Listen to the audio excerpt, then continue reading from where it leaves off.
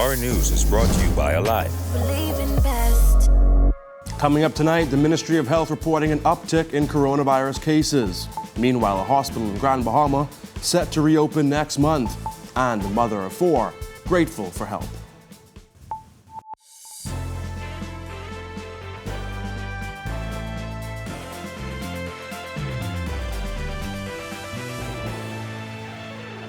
Welcome to our news and thanks for joining us. I'm Jared Higgs. Topping news tonight, the Ministry of Health reported 27 new cases of COVID-19 on Friday, as well as 24 hospitalizations for the virus. These figures represent an uptick, with hospitalizations hovering in the teens and single digits for the last several weeks. Of those 27 new cases reported on Friday, 20 were reported in New Providence, 3 in Grand Bahama, 2 in Abaco, 1 on Eleuthera and 1 on Andros. 2 of those New Providence cases also have a history of travel.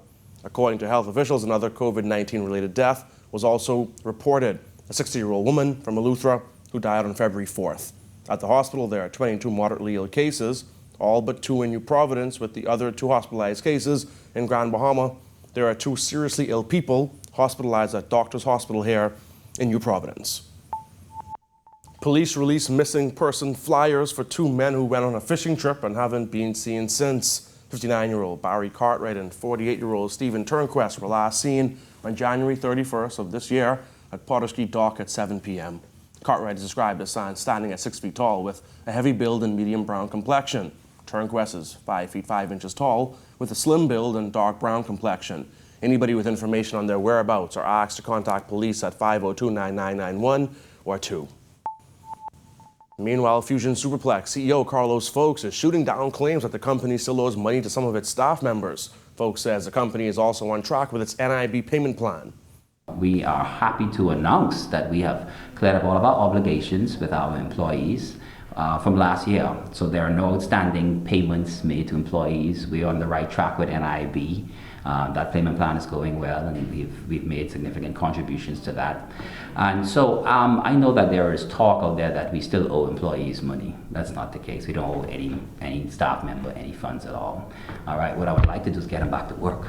Fusion has faced significant challenges during the pandemic. The business was only open for 18 months in total, and during that time it had to confront the economic obstacles brought on by Hurricane Dorian and, more notably, the COVID-19 pandemic. Now that the theater is operating its 1 outdoor restaurant, it is generating a bit of revenue. Folks says that means at least some of its employees can make a partial living. Last week's payroll was $94,000. That's a significant contribution to families, all right? And that represented about 90 or so, or maybe even 100 staff members who come in part-time. So what we try to do is we try to give more people a little bit of the work. So instead of one group having 5 days, this guy comes in for 2 days, this guy comes in for 2 days. So we can get a little bit of income into more families. Free National Movement Deputy Leader and East Grand Bahama MP Peter Turnquest said although he's been asked many times if he'd consider running as an independent candidate, that's not an option.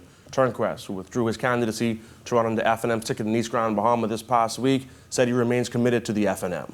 I've gotten that question so many times over the last couple of days, and I do not believe that it is an option. As I said, I am a Free National Movement member. I am committed to the philosophy of this party and to its success. I believe that the party remains the best and most viable option to take the country forward, and that's what I'm committed to. While he will not seek re-election, Turnquest says he will continue his work as an MP and serve his constituents of East Grand Bahama. Certainly, I don't anticipate that I will be stepping back from the work that I have tried to do in the community. I have some plans with respect to youth that I want to progress, that I've had to put on the back burner.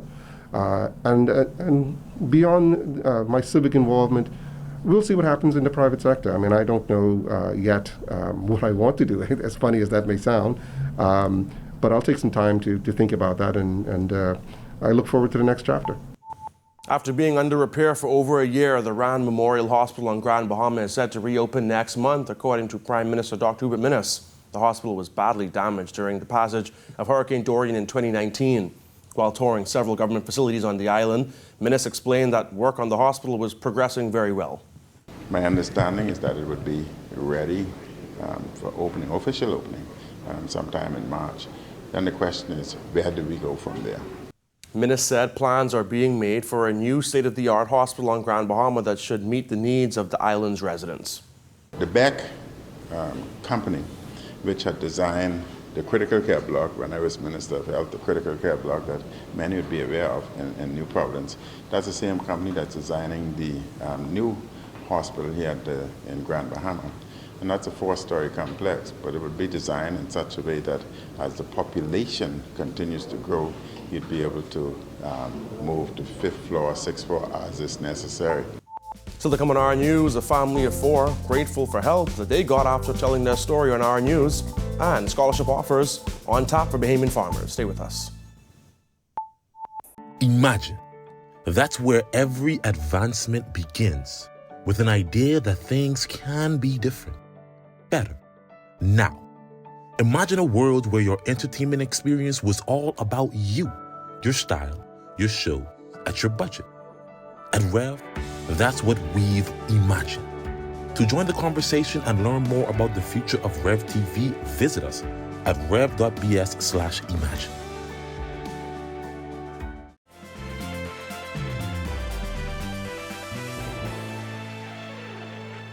A mother of 3 is grateful for the support that she received after telling her heartbreaking story of sleeping in her car to our News. 30-year-old Claudia Grant is a lot more cheerful and optimistic than when we first met 6 days ago. The next day, I was getting calls non-stop, and people was reaching out to me and asking me if I was all right or what's not. Last Tuesday, we met Grant and her 3 kids on a chilly morning on Montague Beach. The group were hungry and worried about their current situation.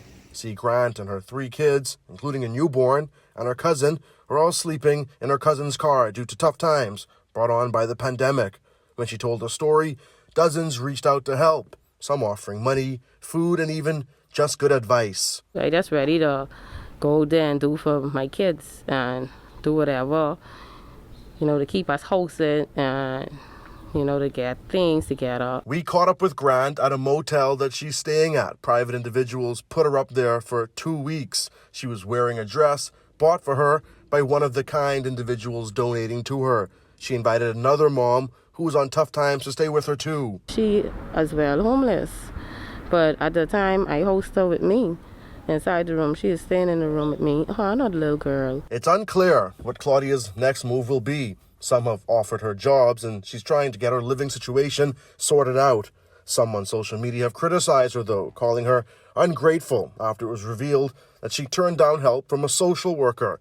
But she says she only turned down that help because private individuals already got her temporary accommodations. Unfortunately, it's not clear now whether that group will come through on its promise to help Grant's family find long-term housing.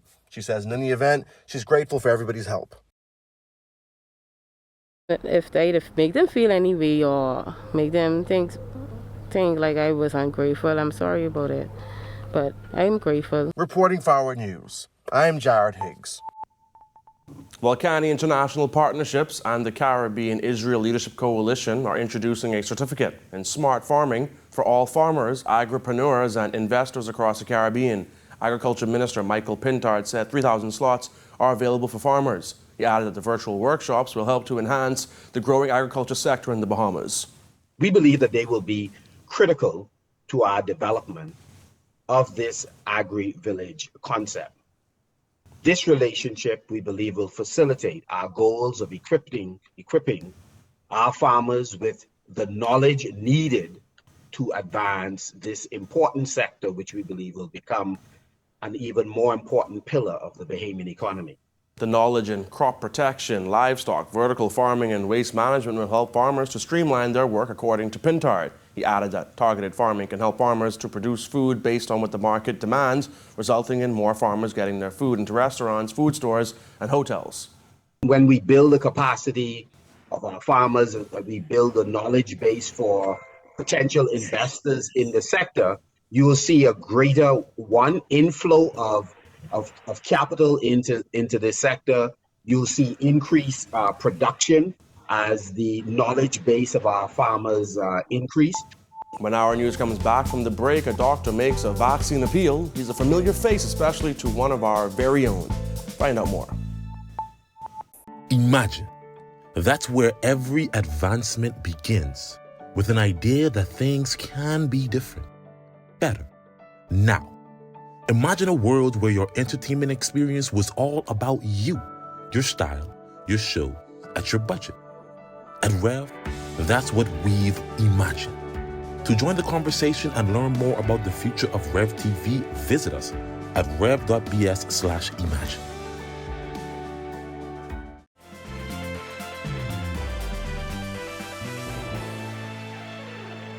We now know a little more about how the Bahamas will approach the rollout of the COVID-19 vaccine locally. Meanwhile, Bahamian doctors abroad are encouraging Bahamians to seek information from valid sources before making a decision on whether or not they will get the vaccine. Christina Dragovich tells us more.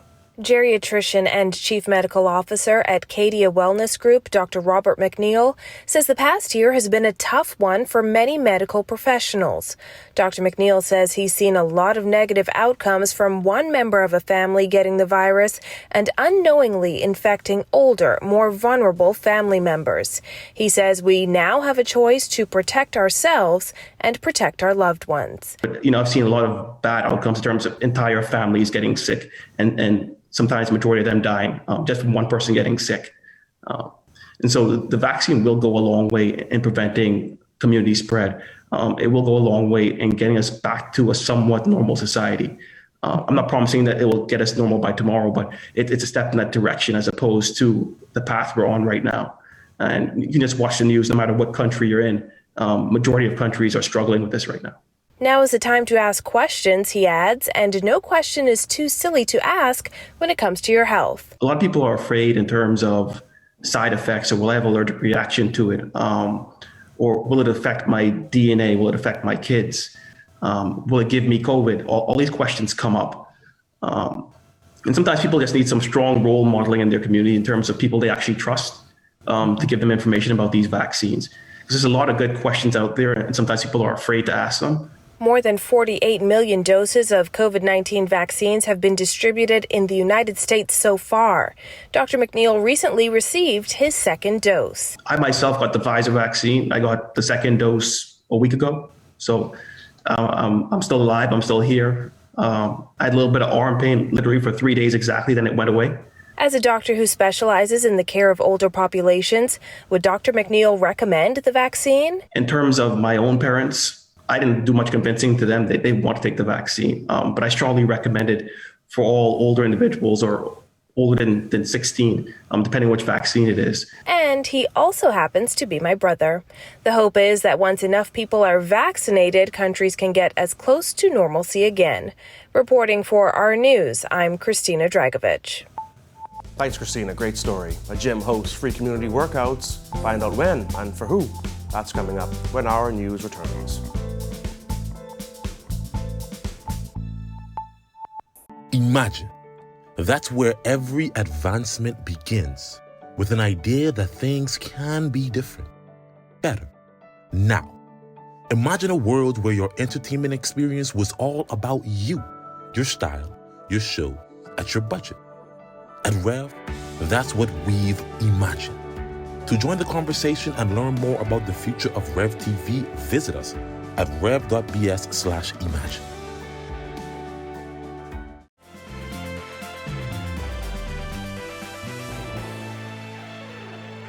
Welcome back. Every month, Evolve Fitness will be hosting free community workouts with one of its trainers. This month's workout is for couples only. Coach Kale, who will be leading the workouts at training with her significant other, will be a great bonding experience. We want to keep it on body weight, stay within the COVID protocols so everyone can be spaced out and just do minimal equipment and just really get to move your body and just get used to moving and working your heart. I feel that a couple that work together stay together. So if you both are putting yourself in the grind and working out and holding each other accountable, I feel that there's nothing you can't accomplish together as a unit and as a team. Along with the coaches, comedian Dasquay will be hosting the 30-minute event. Move promises to be a fun-filled event. As Dasquay says, he'll be on hand to provide the support of laughter throughout the exercise. Some persons aren't motivated enough, so if you give them a reason to be motivated, they'll come through. Some persons don't have that money due to the pandemic, so to give them a free zone, especially with a comedian to work out, because, I mean, look at me. Look at me. You can look at this. Definitely fun working Right. out with you today. You can look at this and see why you can move it. That's great. But what to expect? You could expect, like Coach Kale say, to move and to keep active and get your body moving, kind of jumpstart yourself, or to continue any fitness journey you might be on right now. Thank you for joining us for Our News Tonight. To catch our news on the go, download the Rev Go Play app. On behalf of the entire news team, I'm Jared Higgs. Have a beautiful evening, Bombers.